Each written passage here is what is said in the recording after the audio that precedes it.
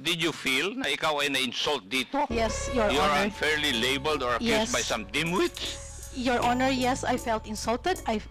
Naapektuhan po talaga din yung aming mga...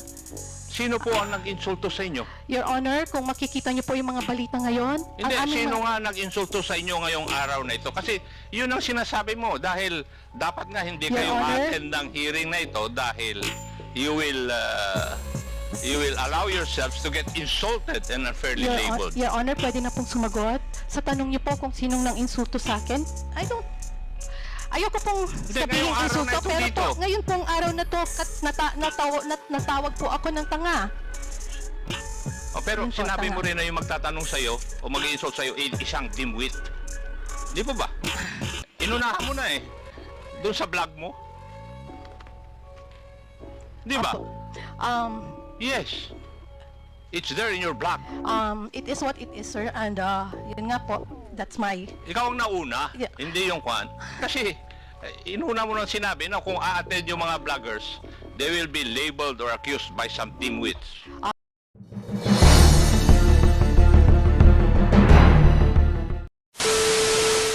Be Representative Romeo Acop, you have the floor. Thank you, Mr. Chair. It's too late already in the day. My substantive or substantial questions will be asked in the next hearing. Pero meron lang po akong i-clarify. May I ask from Madam Kiambao Reyes? Is Your she Honor? still around? Yes, Your Honor. Yes, thank you. A perusal of your blogs. Palagi mong nilalagay sa iyong mga blogs na this post is protected by Article 3, Section 4 of the 1987 Philippine Constitution. Tapos, defend free speech and note to bullies. Would that be true? Nasinulat ko po yun. Is it true na sinulat in ko your po yun? blogs, nakita ko yung mga nakalagay sa blog mo. It's either this post is protected by Article 3, Section 4 of the 1987 Philippine Constitution at saka defend free speech and note to bullies. Your Honor, Would that be true? Your Honor, una po, wala po akong blog, so that's just my personal Facebook account. And yes, nilalagay ko po yon yung disclaimer na yan. Kasi nga po, medyo sensitive po ngayon tayo sa mga ganyang post, di ba? So I have to remind the readers also that these are just opinions, these are just reactions, it's no news, and our free speech is protected by our Mr. Chair, Constitution. simple lang po naman yung tanong ko eh. Ano po yun, Your Ang Honor? Ang tanong ko lang naman po pwedeng sagutin ng totoo. Yes. Kasi ang tanong ko lang kung lahat sa iyong post may nilalagay ka na this post is protected by Article 3, Section 4 of the 1987 Constitution at saka defend free speech at saka no to bullies. Yes or no? No, Yun lang sir. po, I do not need an explanation. Sir, no, sir. Not all, but most of my posts, may nakalagay pong ganon. Lately, ha? Lately po, ganon. Pero sometimes ay nakakalimutan kong ilagay yon. But as much Yes. as possible, nilalagay ko po because that's also advice din ng mga kaibigan kong abogado. Yes. May I know what Article 3, Section 4 of the 1987 Constitution all about? It's about free speech, sir. And would you free- know, Madam Kiambao, that free speech is not absolute? I understand, sir. You understand? Yes, sir. Yes, Your Mabuti. Honor. Now, matanong ko po ba, no to bullies, who are you referring to? Marami po talagang bullies din sa online at Sino po marami yung po. nagbubuli sa inyo? O ikaw ang nambubuli?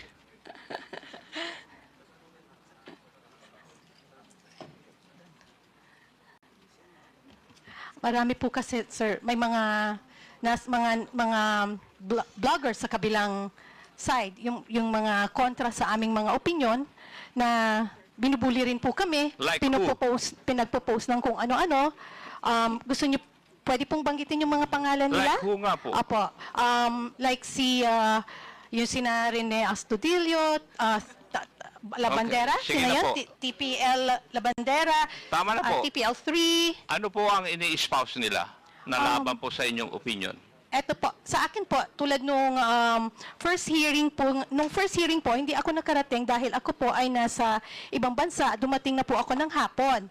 And then, kung ano-ano na po yung mga pinagsasabi at pati yung itsura ko, kung ano-anong sinabi nila na kesyo, kung ano-ano pong hindi maganda. And hindi ko na rin naman po pinatulan, pero yun nga po, no to bullies, di ba? Parang just because hindi po tayo kumikibo, yun kung ano-ano na nga yung pinagsasabi sa kanilang mga FB pages. Sana nga rin po, napatawag din sila dito at nang matanong nyo rin po ang kanilang mga opinion tungkol sa usaping fake news.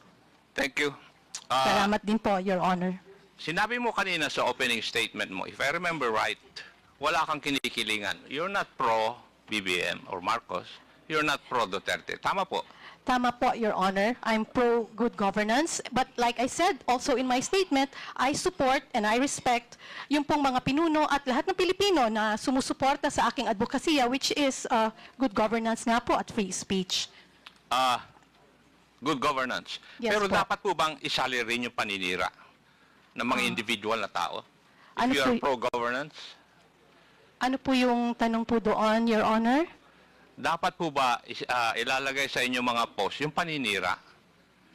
Hindi ko po masyadong makuha po yung, maintindihan po yung tanong. Baka mali po ang maisugot ko. Hindi po ba question na po kayo kanina ni Honorable Abante? Nag-apologize nga po kayo eh. 3 beses. At paiyak-iyak pa po kayo. Yes, Your Honor. Napapaiyak po talaga ako sa... And then you claim na wala kang kinikilingan. But from your post, meron kang kinikilingan. Your Honor, May bias ka rin na pinapakita. Kasi nandito sa akin ang listahan ng mga post mo, yo. sige po. Your Honor, just let me know kung pwede na po ako magsalita. Pwede na po, Your Honor, Yes, you have sumagot. the floor. Okay, maraming salamat po. Sabi ko po, ako ay pro good governance. Hindi po ako pro Marcos or pro or anti Marcos or anti or any politician. Ako ang sabi ko po, I'm a pro good governance. And I also said in my statement that I also have my biases. 'Di ba? Sinabi ko po 'yon. Pero hindi po ako tumitira ng below the belt. I did not say na wala akong bias or wala akong kinikilingan. Obviously, tulad ng sabi ko, sinusuportahan ko ang mga pinuno, ang mga Pilipino na nagtataguyod ng good governance at free speech. So yes, may bias po ako. Kung sino po yung tingin ko na pinuno na nagtataguyod nito, yun po yung medyo bias po ako doon. Pasensya na po. Thank you. Maraming salamat din po, Your Honor. Yeah. In one of your blogs, kasi hindi ka yata naka-attend, di po ba? Yes, Your Pero Honor. ipinost mo na, and I would like to quote, wait, did they not say that the hearing is meant to investigate their so-called pogo vloggers, narco vloggers, and fake news purveyors? If you're not one of those, why be there and allow yourselves to get insulted and unfairly labeled, accused by some dimwits whose obvious intention is to create a chilling effect? Now that you are here, Madam Reyes, did you feel this? Again, sir? Did I feel? Dito, yung mga sinabi mo sa blog mo that if you're not any of those, why be there and allow yourselves to get insulted and unfairly labeled or accused by some dimwits, whose obvious intention is to create a chilling effect? Sir, Your Honor, that was my emotion at that time and my opinion. Again, that's what I felt. Sino po yung mga dimwits na sinasabi mo? Wala naman po akong pinapangalanan, sir. Sino po ba ang pinatatamaan mo dito sa post mo na ito? May I say? May I ask pala? Ikaw naman, Iha. Wala. Pasensya na po, sir, kung... Pero yun nga Hindi po. mo naman sinasagot yung tanong ko eh. Did you feel na ikaw ay na-insult dito? Yes, Your You're Honor. unfairly labeled or accused Yes. by some dimwits? Your Honor, yes, I felt insulted. Naapektuhan po talaga din yung aming mga Sino po ang nag-insulto sa inyo? Your Honor, kung makikita niyo po yung mga balita ngayon, Hindi, ang aming sino nga nag-insulto sa inyo ngayong araw na ito? Kasi yun ang sinasabi mo dahil dapat nga hindi Your kayo Honor? attend ng hearing na ito dahil you will allow yourselves to get insulted and unfairly labeled. Your Honor, pwede na pong sumagot. Sa tanong niyo po kung sinong nang insulto sa akin, ayoko pong sabihin ngayong araw insulto, na ito pero dito. po, ngayon pong araw na to, natawag po ako ng tanga. Sino Di pong po ba? tumawag sa inyo na tanga? Mr. Chairman, For the information of everyone, that word was already taken off the record. Sinagot ko lang po, Your Honor, yung tinanggal tanong na po niya. natin yun sa minutes. Yes, Your Honor, I understand. Sinagot ko lang po yung tanong ni Your Honor, Congressman Acop, kasi nga, tinanong niya kung sino pong nang insulto sa akin. Ayokong isiping insulto po yun, pero kasi naniniwala ako na yung mga ganyang salita ay gawa din lang ng galit niya siguro. Kaya okay lang. Ang gusto ko lang po sigurong, ang masakit lang kasi, anyway, yun lang po yung sagot ko dun sa tanong niya na O, pero Yun po, sinabi tanga. mo rin na yung magtatanong sa'yo o mag-insult sa'yo isang dimwit. Di po ba? Inunahan mo na eh. Doon sa vlog mo. Di ba? Opo. Yes. It's there in your blog. It is what it is, sir. And yun nga po, that's my... Ikaw ang nauna, Yeah. hindi yung kwan. Kasi, inuna mo nang sinabi na kung a-attend yung mga vloggers, they will be labeled or accused by some dimwits. Your Honor, kung titignan niyo po ay yung mga bali-balita ngayon, naidikit na po yung mga pangalan namin sa mga salitang fake news blogger, fake news purveyor, narco bloggers, pogo bloggers, nakadikit na po yon. In fact, yung latest kagabi, sinabi na ikukulong na yung mga parang 11 bloggers. Kami po yon. I-detain. Sino po yung Nasa balita po, Your Honor. kanino And, pong balita? Marami po, pwede po nating makita mamaya, pero may mga bali-balita na po. Mga mainstream media po ang nagbalita at idinikit na po yung pangalan namin directly sa mga salitang yan. And nakakalungkot po kasi syempre, hindi naman po namin ma-explain yung mga sarili Miss namin sa NJ, lahat. can Mr. I Chairman? cut you off? Yes, Your Honor. May we know yung sinasabi mong nasa balita? Opo. Pwede mo kang pakita sa amin dito? Opo, Your Honor. Saan balita na ikukulong kayo? Sino nagbalita? You mentioned mainstream, so that would be GMA, ABS-CBN. Yes. Pwede mong ipakita rito, Mainstream preba po. na merong nagpalabas ang mga mainstream media na ikukulong kayo? Because Wait I have lang, not Your heard Honor. of any Meron po. mainstream media saying about this supposedly na pagkulong sa inyo. Pwede mo bang ipapakita rito yung prueba, ebidensya, Meron po. proof that this mainstream media has been saying na ikukulong kayo? Yes, Your Honor. Pwede kong ipakita sa inyo mamaya kung gusto niyo po. Kasi na-screenshot ko Sinong naman mainstream po yan. media ba yung sinasabi mo? Can you just give me Radyo Mindanao Network? At saka meron pa marami pa akong nabasa kasi pino-forward nga po sa amin, sir, yung Mr. mga Chairman. Baka hindi ganyan. naman mainstream media yon. Baka Mr. this is also social media personalities. meron din, oo. I don't think No, sir, if mainstream it is a legitimate media outlet, It is, Your if it is a Honor. mainstream media, these are legit people. I don't think they will make irresponsible statements such as that. Mr. Chairman. Yun nga po, Your Honor. Yes, Representative Baduano. Anyway, with due respect to the statement made by Ms. Kembao, ma'am, ganito kasi yan eh. Today's hearing will prove that indeed, if it is true, no? At saka dokumentado po yung sinasabi mo, na kahapon o kagabi, may mga ganong report, Meron. it will be proven that it is not correct at it is not true. Kasi, hindi naman kayo kinontempt eh, unless in this hearing, you will violate our internal rules. Di ba? Now, hindi namin problema yun, ma'am. Kung may ganun. Kasi you were invited to the past several invitations. That's why you were issued a subpoena ad testificandum. At siguro, anumang media yan, baka interpretation nila, pag wala kayo dito, makukontempt talaga kayo. Now, ma'am, second, ma'am, yung sinasabi mo ngayon, yung news ngayon, you're now in the news. Okay? And yesterday and Now, today, yes. with regards to this hearing, Nasa news kamo, and you were accused of being sa fake news, etc., etc. Ma'am, remember, you apologized 4 times on those issues. Na-question sa iyo, and you apologize. And that's on record.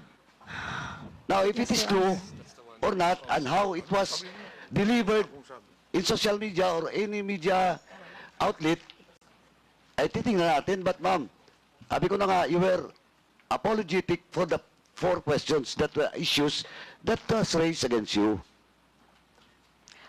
Di ba? Now, kaya dalawang issue dito. Question of contempt. Eh, hindi naman kayo siniting contempt. Now, that will be the question of that media outlet's credibility. Kung ba't nila ni-report na makukontempt kayo, na hindi naman kayo makontempt. Sabi ko nga, hindi kayo makukontempt today unless otherwise. You will violate the internal rules of this committee. Malinaw po yun. Yes, Your Honor. Diba? Well, in fact, itong hearing ngayon will prove that indeed you attended this hearing, and I'm very thankful for that. Kaya Tony Trexie, I'm very thankful for attending this hearing. But ma'am, ang sinasabi ko lang, yung mga news kagabi na iko-contempt kayo, now, ipoprove natin na hindi kayo na-contempt. Yes, Diba? Your Honor. But question of fake news, question of you're telling something in your blogs, 4 na issue yun. Well, in fact, kinount talaga ni Chairman Abante, you apologize on those blogs that you have made. Your Honor, yes, Ganun na Your po, Honor. that's on record. Your Honor, I was just reacting po doon or responding doon po sa tanong ni Congressman Acop. Hindi ko po sinasabi at ina-assume na ganun po yung gagawin ninyo. Nirelay ko lang po sa inyo yung mga balita na kumakalat at kung paano ang aming mga pangalan ay nasisira. Hindi ma'am, po ibig sabihin Jim- na dahil sa inyo, kundi dahil dito sa mga nire-report ng mainstream or ng social media about us na nakakasira. Those are fake news. Ma'am, Di po ba? that's why, ma'am, on the other hand, because you're attending this hearing, it only proves that you were not cited in contempt. Di ba? Yes, and You are exonerated doon sa issue na pinalabas nila last night ba yun or the other day. Pero ngayon, yung lumalabas ngayon, again, I would just like to reiterate, yung lumalabas ngayon na fake news ka or etc. whatever, eh, it was proven dito because you apologize. Now, it's up to them how to write the news or the item or whatever in their social media account. Bala sila. But ang sinasabi ko lang po, we are basing all based on facts dito. Well, in fact, yung reklamo mo kanina, na parang na-insulto ka, sabi nga ni Chairman, I was the one who moved. Diba, to strike out the unparliamentary statement made by my fellow colleague, my fellow chair sa Quadcom. Kaya gusto namin ipakita rin dito na we are fair here, ma'am. yeah, thank you, Your Honor. Thank you, Chairman. Again, sinagot ko lang po yung tanong. Hindi ko po gustong i-bring up ulit yung salitang yon sa akin, pero sinagot ko lang po ang tanong. Maraming salamat po. Representative Acop. Thank you, Mr. Chair. May I go to Madam Crisette Chu? Yes, Is sir. she still, are you Yes, still sir. around? Yes, sir. Good afternoon. Good evening. Yes. Narinig ko po yung pagtatanong sa inyo ni Honorable Benny Abante. Tinanong ako po kayo kung sino yung mga congressmen na may mga anak o nakuan na nag-aaral kung saan-saan sa abroad. Di po ba? Yes, sir. Nagtanong kanina. Did you learn a lesson from that?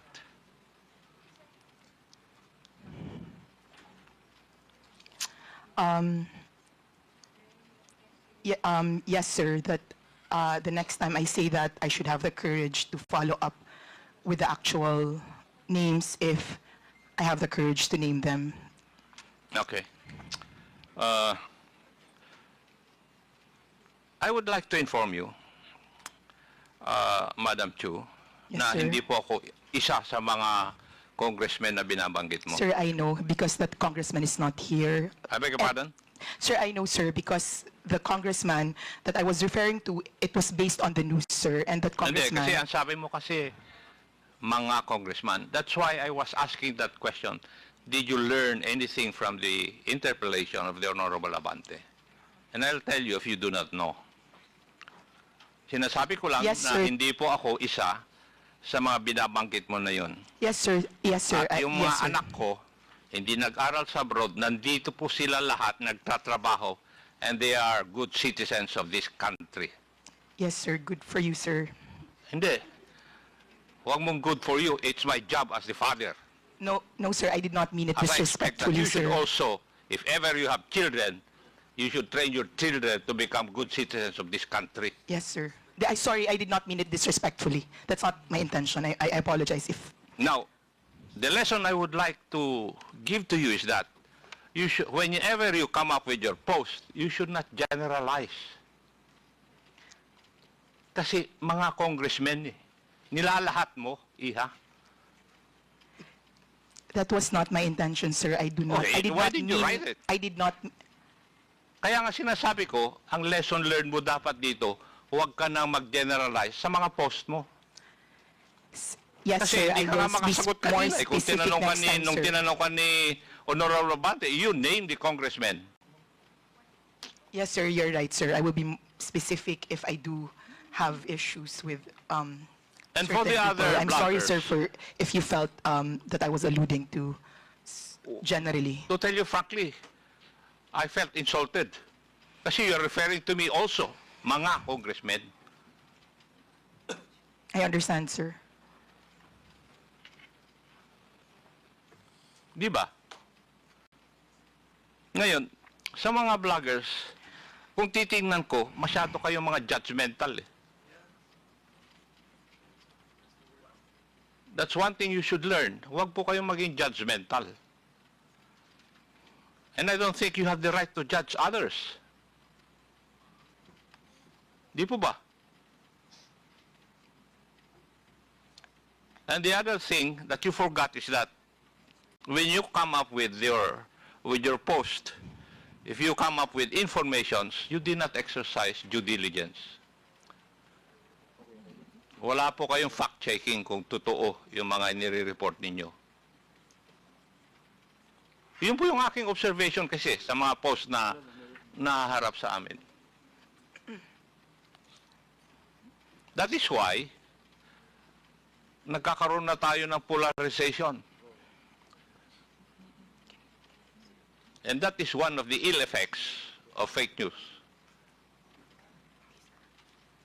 Maski na nga yung national sovereignty natin, nahahati na tayo eh. And I hope this, you people are engaged in this kind of business, you will realize na dapat, hindi last hearing, tinanong ko nga yung mga nag-attend, ano po ba ang advantage ng fake news?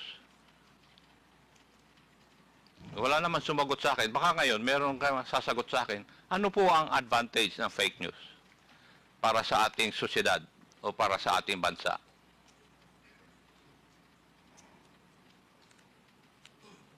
Meron po bang makakasagot sa akin nun?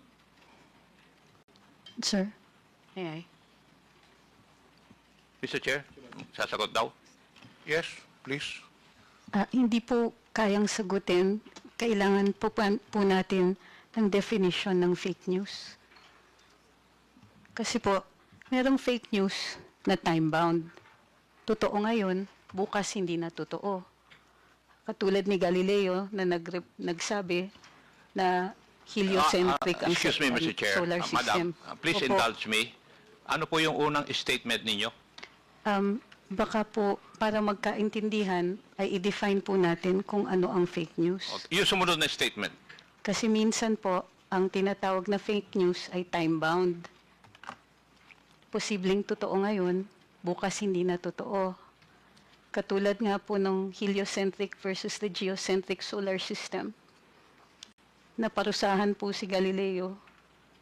Pero 600 years later, nag-apologize ang simbahan.